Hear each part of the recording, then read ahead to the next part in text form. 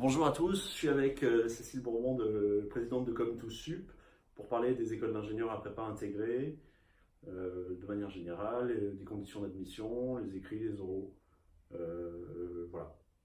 Bonjour. Bonjour. Donc tu étais directrice de la communication d'Avenir. De l'EPF. De l'EPF. Ok, alors est-ce que tu peux un peu nous expliquer si on veut être ingénieur sans passer par la case classe prépa ni par les admissions parallèles et qu'on est en terminale, quel cursus se propose à nous? Alors il y a la possibilité de passer effectivement des concours pour intégrer une école d'ingénieur directement après le bac. Et déjà, dans un premier temps, regarder dans quelle école d'ingénieur on a envie de rejoindre avant de regarder les concours. Parfois les élèves regardent d'abord les concours. Et en fait, en post-bac, c'est quand même la tendance est inversée, c'est-à-dire qu'il faut regarder quelle école d'ingénieur nous correspond, enfin correspond à l'élève, au lycéen. Est-ce que c'est plutôt une école à tendance pluridisciplinaire, assez généraliste, ou une école plus, on va dire, sans être spécialisée, qui a une orientation vers les technologies numériques, vers la partie agro ou biotechnologie par exemple, BTP, vers la partie aéronautique, vers la partie BTP, voilà, selon la passion et la motivation du lycéen ou de la lycéenne. Ouais, c'est vrai que c'est un très bon conseil. Ingénieur, c'est un métier très large, c'est assez difficile de dire ce qu'est un ingénieur et entre quelqu'un qui bosse dans l'informatique, quelqu'un qui bosse dans le bâtiment, quelqu'un qui bosse dans le web et quelqu'un qui bosse dans l'agro, ils font vraiment des métiers complètement opposés. C'est toujours, on appelle ça toujours ingénieur, quoi. Donc c'est vrai que c'est une bonne idée de commencer à regarder déjà ce qu'on veut faire comme type d'école et après voir les écoles qui proposent ça. Alors c'est un titre en fait, ingénieur. C'est pas un métier, c'est un titre qui est délivré par la commission des titres d'ingénieur, la CTI, mais qui ouvre effectivement sur un nombre assez varié de métiers, de fonctions, depuis la partie recherche jusqu'à la partie production, jusqu'au suivi de production, à la qualité, à la logistique. Donc des fonctions que connaissent absolument pas les lycéens, et c'est tout à fait normal, mais qui vont découvrir au fil de leurs années dans ces écoles. Oui, et puis il y a la finance aussi, c'est vrai qu'il y a beaucoup de gens aussi qui font des cursus financiers, Ouais. soit dans les top écoles d'ingénieurs, ou même dans des écoles plus classiques où il y a quand même des cursus financiers. Et c'est vrai qu'il n'y a pas grand-chose entre un pont et un trader, il n'y a pas grand-chose de commun. Ben, aujourd'hui, apparemment, ce qui se dit, c'est que pour la partie financière, les ingénieurs sont plus recherchés, les profils sortant d'école d'ingénieur, pour travailler dans la finance, Ouais. que les élèves qui sortent d'école de commerce. Oui, ouais, c'est vrai. Qu'est-ce qu'il y a comme grand type de concours après bac, pas forcément concours d'ailleurs, comme grand groupe d'école? Quel est un bref panorama de ce qui se fait en post-bac? Alors, je calculais tout à l'heure le nombre de places qu'il y avait en sortant enfin, voilà, proposées par les écoles d'ingénieurs directement après le bac. C'est à la fois sélectif et en même temps, il y a suffisamment de places pour que des élèves qui ont quand même un bon niveau en sciences puissent intégrer une école d'ingénieur post-bac. Après, c'est vrai qu'il faut avoir cette appétence pour les sciences, la technologie, et savoir pourquoi on veut rejoindre plutôt une école post-bac plutôt que de faire une autre formation. Donc aller chercher aussi la possibilité de travailler en équipe. C'est ça surtout qui va différencier une école post-bac, par exemple de faire une formation en classe préparatoire. Donc l'idée de travailler aussi sur des projets, de pouvoir s'impliquer dans la vie associative. Donc ça, selon les écoles, ça va assez varier. Il y a des écoles d'ingénieurs dites à prépa intégrée qui vont proposer leurs 2 premières années avec un lycée associé, donc sur le modèle d'une classe préparatoire. Donc on ne verra pas trop la différence avec une classe préparatoire, si ce n'est qu'il y aura des stages à faire durant ces 2 premières années. Et dans d'autres, vraiment, vous serez au sein de l'école à faire un programme complètement adapté au cursus d'ingénieur de l'école dans laquelle l'élève sera. Donc c'est assez différent, c'est pour ça qu'il faut bien regarder, se renseigner. Au-delà des mots, classe prépa intégrée, qu'est-ce qu'il y a? C'est quoi le volume de cours? Est-ce que c'est plus de théorie, de pratique, de projet? Comment se passent les évaluations aussi? Est-ce que c'est des partiels? Est-ce qu'il y a du contrôle continu? Selon toutes ces écoles, ça peut varier. Donc il y a des écoles en province aussi, il y a des écoles à Paris, Donc c'est regarder, donc voilà, le panorama il est assez large, hein, depuis les INSA, les UT, les écoles du concours Avenir qui vont recruter donc ces établissements dans la plupart d'intérêts généraux, qui vont voilà, former sur 5 ans avec des prépas, ce type de prépa en fait vraiment au sein de l'école et pas des prépas associés dans des lycées, les écoles de puissance alpha, les ENI, les écoles chez Polytech qui sont des écoles au sein des universités. Voilà, ça va être des différences aussi en termes de cours à choisir par exemple. Est-ce qu'on préfère faire un cursus, on va dire, à la carte et choisir un peu déjà son orientation et ce qu'on appelle des électifs, c'est-à-dire voilà, des options qui nous plairaient en première et deuxième année. Ça, c'est le cas par exemple dans certaines universités, les UT, l'UTC, l'UTT. Ou est-ce qu'on aime bien plutôt la partie menu parce que justement on ne sait pas encore trop et puis on a envie un peu de goûter à tout, et là on va trouver ça dans d'autres types d'écoles, donc c'est bien se renseigner par rapport à tout ça. Comment on y rentre dans ces écoles? Alors on y rentre essentiellement sur concours, hein, et dans ces concours il y a à la fois l'analyse du dossier scolaire sur la base de ce qui va être indiqué sur Parcoursup. La plupart des écoles d'ingénieurs aujourd'hui sont regroupées sur Parcoursup. Il y a très peu d'écoles d'ingénieurs qui sont hors Parcoursup. Et pour certaines, des épreuves écrites, pour d'autres, des épreuves orales, parfois les deux, mais c'est plus rare. Donc la part du dossier scolaire va compter pour une partie de la note. Tous les élèves vont être classés sur cette base-là. Une partie de ces élèves, les meilleurs, seront exemptés d'épreuves écrites, ce qu'on appelle selon les concours grands classés, grands admis. Donc ça, voilà, ce sont plutôt des très bons élèves qui en général ont des mentions très bien au bac, ou bien, en tout cas voilà, de bons profils. Avenir qui fait ça, Puissance Alpha qui fait ça, GEPI qui fait ça aussi, si je ne me trompe pas. Donc tout à l'heure on en parlait, tu me disais qu'en fait c'est pas, je disais quelle note il faut pour être exempté, tu me disais mais c'est pas une note, c'est il faut être dans le 10% meilleur de chaque année. En fait ça dépend de chaque année, ouais, et des candidats qui se présentent chaque année. Donc ouais, ça correspond aux 10% meilleurs des candidats, quoi. À peu près, ça dépend des concours. Mais après, pour Avenir, par exemple, c'est à peu près les 10%. Ouais. Okay. Et après, tous les autres candidats, en général, dans la plupart des concours, sont convoqués pour passer les épreuves écrites. Dans la plupart des concours, il n'y a pas d'éliminés. Et selon les concours, ont des épreuves. Ce qui va changer, l'avantage des concours d'école d'ingénieurs post-bac, c'est que ça va reposer pour les épreuves écrites sur la base du programme terminal S. C'est une grosse différence avec les écoles de commerce. Donc ça ne demande pas de connaissances autres que celles qui sont enseignées pendant l'année terminale, et la première bien sûr, parce qu'on revoit évidemment des notions. Ce qui va changer, c'est la méthodologie et l'approche, parce que ça va être des QCM. Donc les QCM, les élèves ne sont pas habitués à répondre à des QCM en maths, en physique, à la limite anglais, français, pourquoi pas, mais donc il faut s'y préparer et puis s'entraîner. Et voilà, sur les sites, il y a des annales qui sont proposées pour justement se familiariser à ce type d'épreuves qui permettent également aussi de se préparer au bac. Donc voilà, on fait d'une pierre deux coups, parce que parfois les élèves sont un peu affolés à se dire oui mais je passe mon bac, est-ce que je vais être capable de préparer aussi un concours en même temps? Voilà, ça aide les élèves à être tirés vers le haut. Qui dit concours dit évidemment quelques difficultés, mais pour autant il ne faut pas s'auto-censurer. Il y a dans ces QCM, différentes questions à traiter et un choix finalement que l'élève peut faire sur les questions. Pour Avenir, c'est 45 questions par exemple à traiter sur les 60. Ça veut dire qu'on prend le temps de lire les différentes questions, parce que c'est un peu comme les pistes de ski. Vous voyez, il y a des pistes vertes, il y a des pistes rouges, il y a des pistes noires. C'est pareil pour les questions du concours, sauf qu'en fait, vous n'allez pas avoir des pastilles en face qui va vous indiquer ça c'est la question facile, ça c'est la question difficile. Quoi. Là, ça serait un peu... Ouais, Mais donc, c'est prendre le temps de lire tout ça, parce que, évidemment, si vous pouvez laisser de côté les questions difficiles, ou en tout cas, vous qui ne correspondent pas à un pan du programme avec lequel vous êtes familier ou à l'aise, il faut quand même en traiter 45. Et ça ne sert à rien d'en traiter plus, parce que là, ce qui sera pris en compte, c'est vos 45 premières questions. Ouais, je peux rajouter deux choses, c'est que le jour où vous passez le concours, vous n'avez pas fini le programme de Terminal S, donc il y a déjà des choses que vous ne pouvez pas faire de façon claire parce que vous n'avez pas vu le programme. Donc il faut déjà savoir repérer ce qu'on n'a jamais vu, donc il y a déjà ça. Et puis il y a une grosse prime à faire juste, quoi. Nous, on corrige beaucoup de tests blancs et on voit ceux qui ont compris comment ça marchait de ceux qui n'ont pas compris, quoi.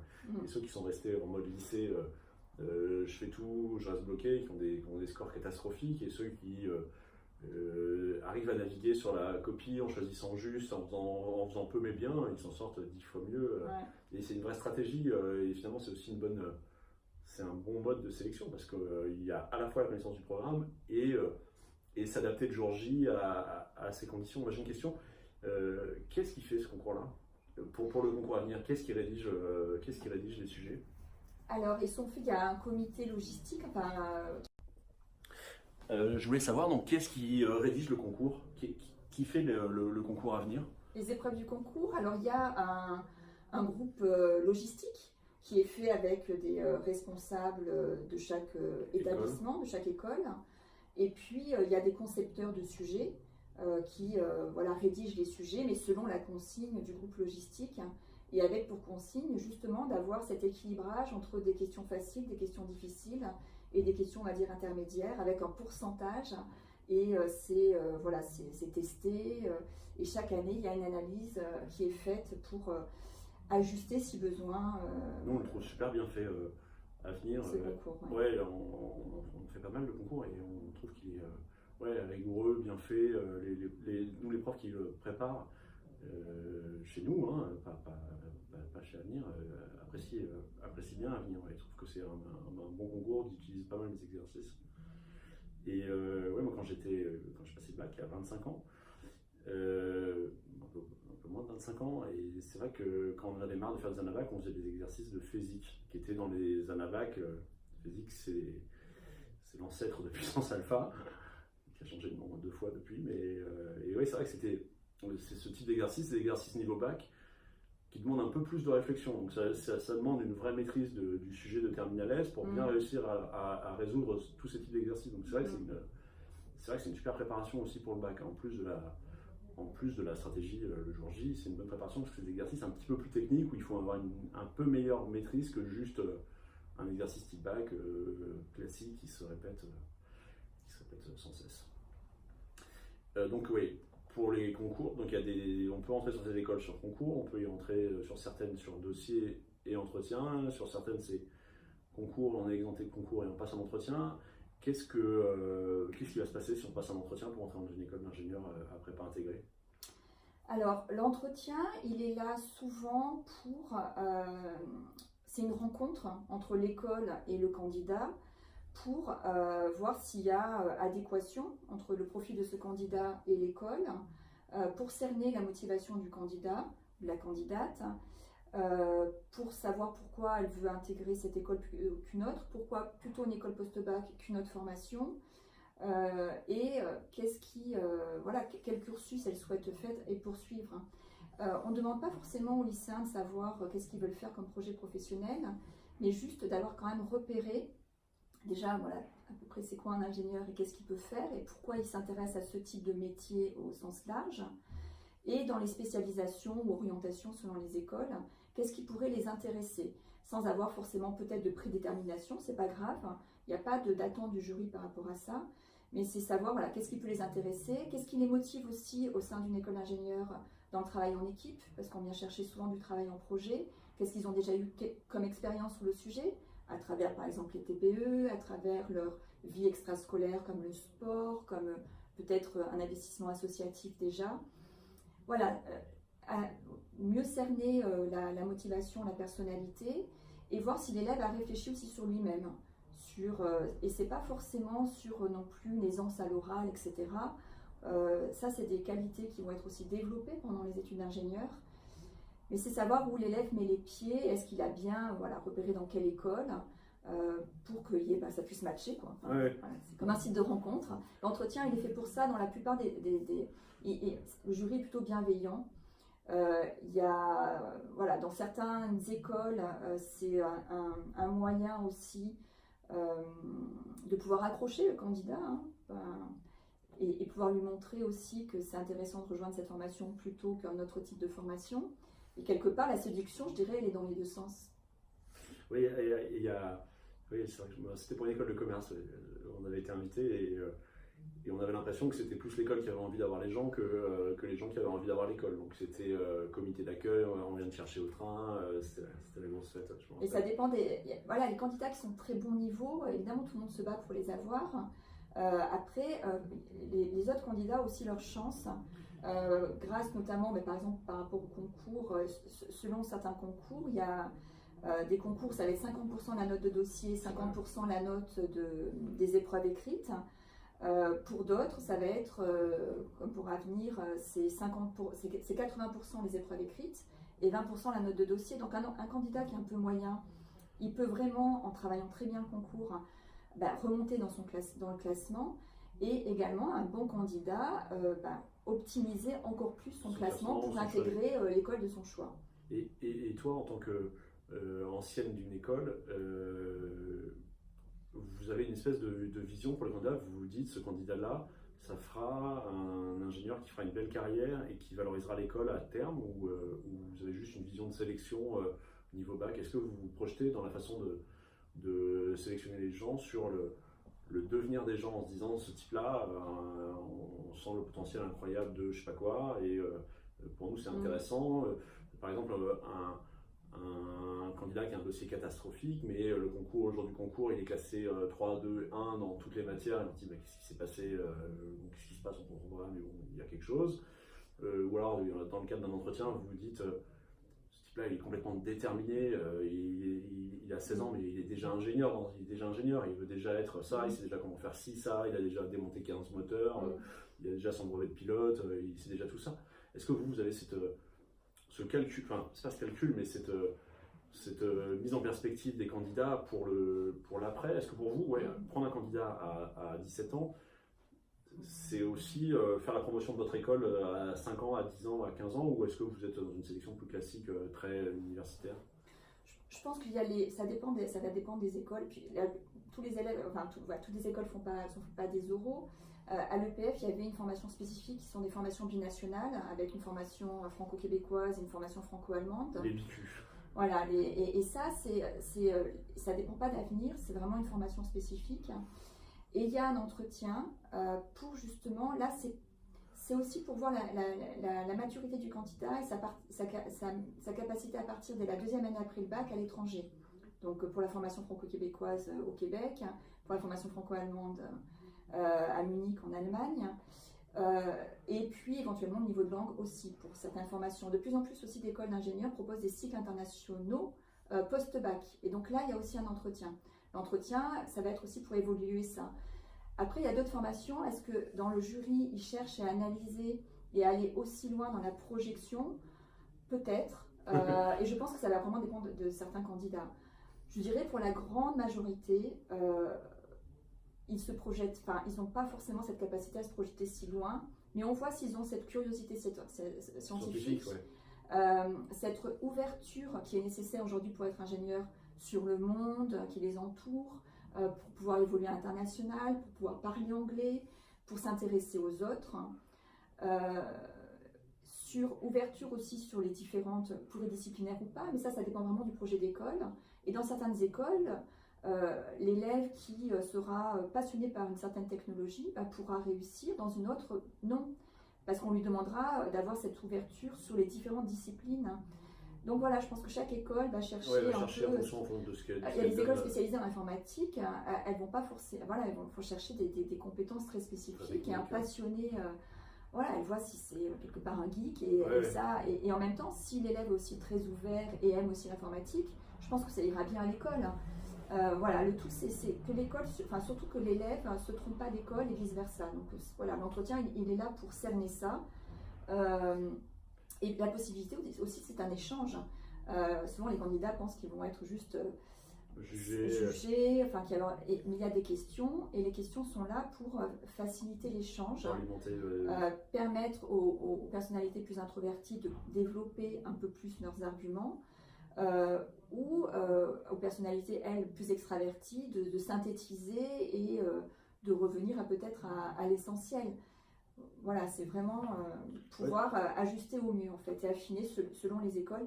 mais toutes les écoles n'ont pas cet entretien. Les écoles d'un certain concours n'ont pas du tout d'entretien. Certaines ont, c'est le cas de Puissance Alpha, ont une partie des épreuves qui est entre dossier et entretien écrit, je dirais. Un essai de motivation. Essai de motivation, mais apparemment qui, s'il est bien rédigé, permet de faire gagner beaucoup de points. Ils doivent se marrer les correcteurs. Et s'ils arrivent, les lycéens, à faire marrer justement les correcteurs, alors là, ils ont possible de mettre des très bonnes notes. C'est vrai. Oui. Donc l'humour est apprécié. Ah bon, ça doit être spectaculaire. Je pense, ça doit être spectaculaire, l'essai écrit de Puissance Alpha. Oui, il y a des écoles aussi qui font passer beaucoup d'entretiens à beaucoup de candidats et c'est pas pour ça qu'ils sont pris. Je pense aux UT, à l'UTC, on a eu beaucoup de gens qui y vont et en fait, la sélection pour l'entretien n'est pas si énorme. Après, la sélection après l'entretien est beaucoup plus grosse. Et donc, il y a pas mal de candidats qui se disent que l'entretien, c'est juste un entretien de personnalité et qu'ils vont rayonner et que ça va suffire. Et alors qu'en fait, c'est un exercice, c'est un peu comme un exercice de maths. On va leur demander effectivement de savoir ce qu'est un ingénieur, un peu ce qu'est un ingénieur, le cursus de l'école, avoir une idée de ce qu'on a fait jusque-là et de valoriser ses expériences scientifiques, associatives, de travail d'équipe. Et c'est vrai qu'il ne faut pas être trop naïf, en se disant d'une part ma personnalité va suffire et pas non plus se dire bon bah je vais à l'entretien, je suis pris. Il y a des écoles où parce qu'il n'y a pas d'épreuve écrite. Donc en fait il faut une sélection, il faut quand même une présélection sur la base du dossier. Mais après il y a des écoles où il reste une sacrée sélection à l'oral. Donc faut se méfier et puis faut se préparer. Faut se préparer, pas venir les mains dans les poches et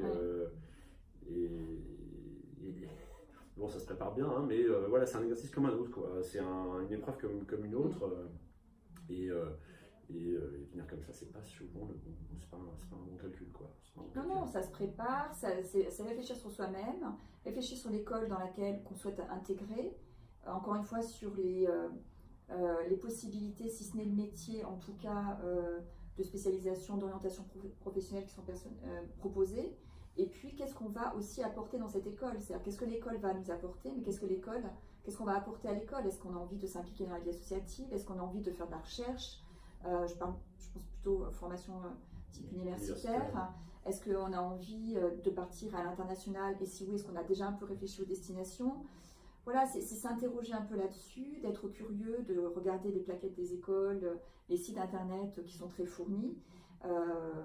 Voilà, et puis encore une fois de mesurer si l'élève s'est intéressé ou si pas juste l'entretien parmi tant d'autres, et puis après il verra selon les résultats, mais ça se sent l'entretien en fait. Oui, et nous c'est un argument, on dit c'est le premier, mais vous allez voir, la vie ça va être fait que de ça, donc vous allez chercher des stages, vous allez en passer, vous allez chercher un job, vous allez en passer, vous allez faire des présentations, vous allez en passer. Vous allez en passer, quoi. Moi, j'ai une hyper mauvaise expérience. J'étais en fac de maths à Lyon. Je voulais rentrer en école de commerce et je passais l'EM Lyon. Je passe les écrits, puis je vais à l'oral. Et en fac de maths à Lyon, on est comme en fac de maths à Lyon, quoi. On est tout le temps en jean, habillé n'importe comment. Et puis, je m'attendais pas du tout. Et je suis arrivé, tout le monde était en costard. Il y a beaucoup de gens, pour les admissions parallèles ou les écoles de commerce, il y a beaucoup de gens de droit ou qui sont au courant du cursus, quoi. Déjà, rien que ça, j'étais hyper mal à l'aise. Après, ils m'ont dit pourquoi vous voulez faire le MNO? Alors, j'aurais raconté n'importe quoi. J'ai dit, je fais du japonais, j'aimerais bien continuer le japonais. J'ai vu que vous aviez un cursus en japonais, alors que ça n'avait rien à voir avec un métier, ça n'avait rien à voir avec l'addition d'un cursus scientifique avec un cursus business. Et ça a été un carton. C'était un carton. Ça se prépare. Ça se prépare. Et voilà, après, il ne faut pas forcément arriver déguisé à l'entretien. Les lycéens, pas pour les ingénieurs. On leur demande d'être authentique, naturel. Après, c'est un minimum d'effort. Voilà, vous n'êtes pas obligé mais certains élèves arrivent très bien habillés. Sincèrement, ça ne pas la peine de se déguiser. En même temps, voilà, montrer que vous souciez de votre tenue et que c'est une question de respect par rapport au jury. Bon, voilà, puis c'est connaître le contexte. Cette attente-là. Puis connaître le contexte, en fait, pour savoir à quoi on postule, quels sont les codes dans l'endroit où on va aller, les codes à la fois vestimentaires, de préparation, etc. Pas être complètement à l'ouest, quoi. Voilà. Et se préparer donc aussi bien sur la partie, je dirais, verbale, c'est-à-dire des informations, du pitch qu'on va faire sur soi-même, donc 2-3 minutes, être capable de se présenter et de dire qui on est, c'est quoi nos spécificités, c'est-à-dire voilà, dans quel lycée on est, est-ce qu'on a fait déjà des activités associatives ou sportives, et pourquoi on s'intéresse à l'école en fait, et essayer de faire coïncider en fait, voilà, ce qui nous plaît dans l'école par rapport à son projet. Et également en fait faire attention au non-verbal, c'est-à-dire la capacité à, sur le verbal quand même pas trop avoir de tic de langage, en disant du coup, genre, une certaine spontanéité, mais quand même au niveau du verbal, voilà, essayer de le travailler.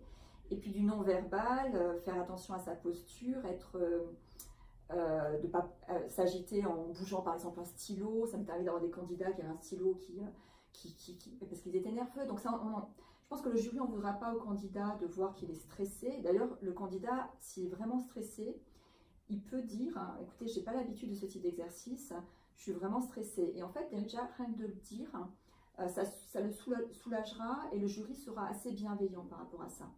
Et après, il va mesurer la capacité du candidat à surmonter ce stress que la majorité des candidats et des candidates connaissent. Mais ça veut dire effectivement éviter de trifouiller son stylo, de s'agiter au niveau, vous savez, la cuisse qui peut bouger. Voilà, donc c'est s'être un petit peu exercé avec ses parents, avec ses frères et sœurs, devant des peluches s'ils veulent. Mais voilà, s'être un peu habitué, sans pour autant non plus apprendre par cœur ses réponses, parce que là, on risque de perdre aussi la spontanéité du naturel. Un maître mot, c'est être authentique. Et on n'attend pas, je pense que le jury n'a pas d'attendu sur des réponses stéréotypées. Vraiment, c'est encore une fois, il faut que ça reste une rencontre, un échange qui se prépare, mais qui doit rester aussi naturel.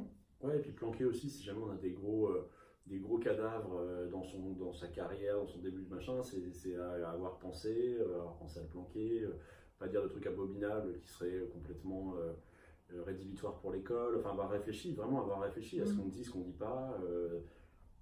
Ne pas dire c'est pas mentir, et valoriser. Souvent les élèves ne savent pas, en fait ils pensent que valoriser c'est se vanter. Ouais. Et en fait se vanter c'est dire bon, moi je suis la meilleure ou je suis le meilleur, parce que et en fait c'est juste dire je suis bon en sciences, c'est pas dire qu'on est le meilleur, parce que, et en fait le pouvoir le justifier factuellement. Si l'élève a passé des concours, qu'il en parle, s'il a des bonnes notes ou s'il a des résultats un peu moyens, parce que justement, il n'est pas très scolaire et l'enseignement académique, c'est pas ce qui lui correspond et qu'il va venir chercher dans l'école une approche différente. Certaines écoles, par exemple, ont la pédagogie inversée et vont demander en fait à leurs élèves de préparer les cours avant les cours et donc d'être acteurs quelque part de leur enseignement. Et ça, certains élèves en ont besoin et ils ne supportent plus d'être en classe à juste écouter un prof parler. Donc voilà, ils ont envie de projet, ils ont envie de faire des souvent, trucs. si les élèves sont allés aux journées portes ouvertes, ces messages-là, ils les ont entendus, ça les a convaincus et ils sont tout à fait capables de valoriser ça. Ouais, c'est bien, ce sont des bons conseils. En plus, les entretiens, si je ne me trompe pas, ça tombe en mai. Enfin, ça dépend des cursus, ça dépend des écoles, il y en a qui en font en avril, mais bon, c'est dans une période un peu pénible pour les terminales où il se passe beaucoup de choses, à la fois Parcoursup, à la fois le bac, à la fois les entretiens, à la fois les concours. Et c'est un peu le bon conseil que tu donnais déjà dans la précédente vidéo sur Parcoursup. Plus vous avez déjà préparé les écoles que vous voulez, celles qui sont top de liste, pas top de liste, et plus vous avez préparé les entretiens tôt, et plus vous êtes cool sur chaque échéance. Mais évidemment, c'est toujours plus facile à dire à 40 ans qu'à 17, hein, mais c'est vrai que c'est des bons conseils d'anticiper assez vite toutes ces choses-là pour pouvoir se... Et même en rédigeant le projet motivé, c'est déjà un premier exercice qui leur est demandé. Projet motivé qui ne sera pas forcément regardé par certains concours, mais qui peut les aider pour les concours qui demandent des oraux. Donc voilà, et certains oraux démarrent après la mi-mars, mi-mars-avril. Donc ça dépend les filières. On a parlé des S, mais il y a aussi les STI 2D ou les STL qui peuvent passer des oraux si leur dossier est suffisant. Et donc là, eux auront systématiquement des oraux dans la plupart des concours. Et donc, eux, ils ont vraiment des efforts à faire pour valoriser leur parcours, pas s'auto-censurer non plus. S'ils sont convoqués, c'est qu'ils ont leur chance. Et souvent, il n'y a pas assez de candidats finalement par rapport au nombre de places dans ces formations. Donc voilà, s'il y a des bacs technologiques qui regardent la vidéo, voilà, qui se sentent autorisés à présenter ces concours, il y a effectivement, quand on voit le nombre de places par école, on peut se dire oh là là, mais j'ai pas ma chance, mais en même temps, il y a beaucoup moins de candidats qu'en S. Ouais. Et on recherche, ces écoles recherchent des bons profils ouverts, etc. Et il y a dans certaines formations des accompagnements aussi spécifiques pour les aider à réussir. Donc là, c'est pareil, c'est regarder dans quelle formation et dans quelles écoles ils mettent les pieds et quel sera l'accompagnement personnalisé qui sera proposé. Ouais, c'est vrai. Et oui, c'est vrai qu'il y a des écoles à prépa intégrée où les 2 premières années sont très très théoriques. Après, il y en a aussi concrètement on pratique tout de suite, quoi. Et c'est un cursus ingénieur quasi tout de suite. Et il y en a où il y a beaucoup de pratiques tout de suite. Je pense aux écoles du CESI, par exemple, CESI, école d'ingénieur. Il y a une approche technologique, des projets aussi qui peut convenir à certains types de profils qui ne pourraient pas forcément réussir dans une école qui met de l'accent beaucoup plus sur la partie scientifique les 2 premières années. Ouais, ou trop théorique, théorique. Ouais. Ce sont des bons conseils. Est-ce que tu as d'autres conseils pour nos candidats aux écoles à prépa intégrée? Je pense que c'est se dire qu'il y a beaucoup de place, que finalement la sélection dans certains concours elle n'est pas si rude que ça. Si on sort de certains concours peut-être là plus sélectifs, et si ils ont envie de devenir ingénieur, qu'ils soient filles ou garçons, il y a vraiment après plein de métiers différents, des métiers attractifs et porteurs en termes de salaire. Les entreprises, les industriels recherchent énormément d'ingénieurs. Et c'est des métiers qui contribuent à faire bouger le monde, dans un monde qui évolue en ce moment très vite, à l'améliorer aussi, à le faire progresser, j'aime à le croire.